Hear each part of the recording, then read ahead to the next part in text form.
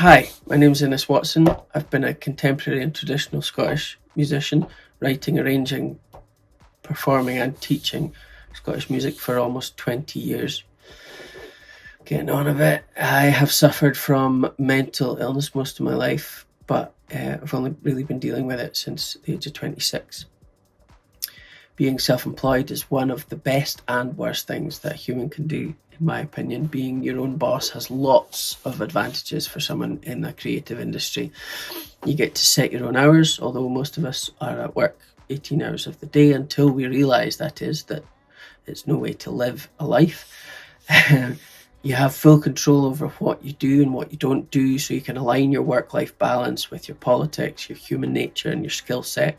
I've managed to find work that suits my mental health struggles, so I don't have to do anything that I don't feel capable of doing anymore. I've found what I'm good at and what I'm not so good at. I have just enough to keep me getting out of bed in the morning on the days when that is at all possible.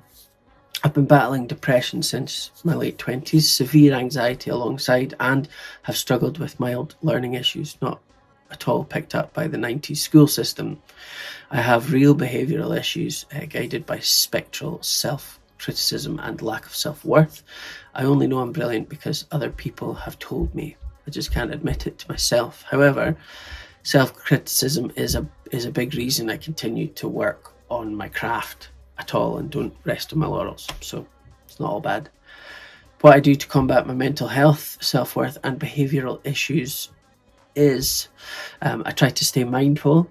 Using meditation regularly is really important, and once you're into a routine with that, it's a lot easier to see through the dark bits using the skills we learn.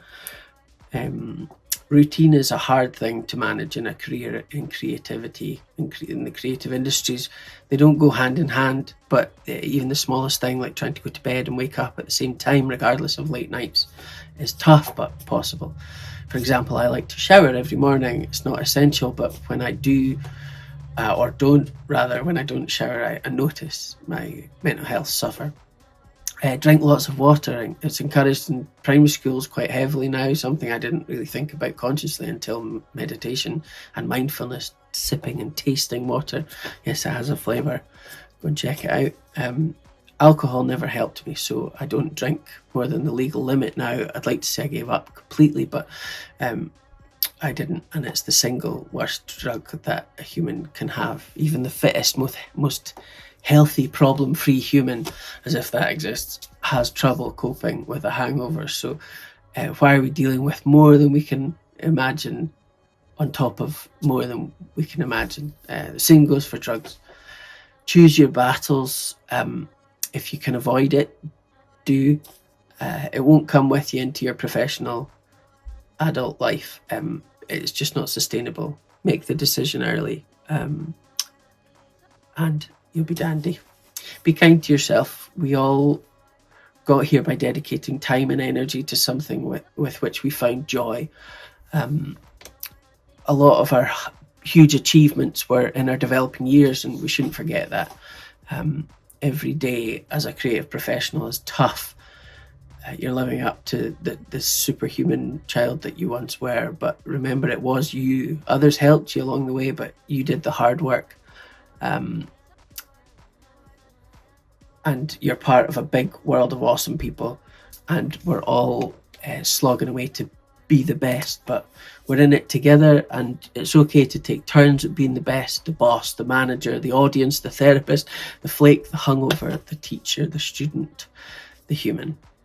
Life is tough. Keep on doing what you're doing, and when you lose sight of what you're doing, perhaps you're just pushing too hard.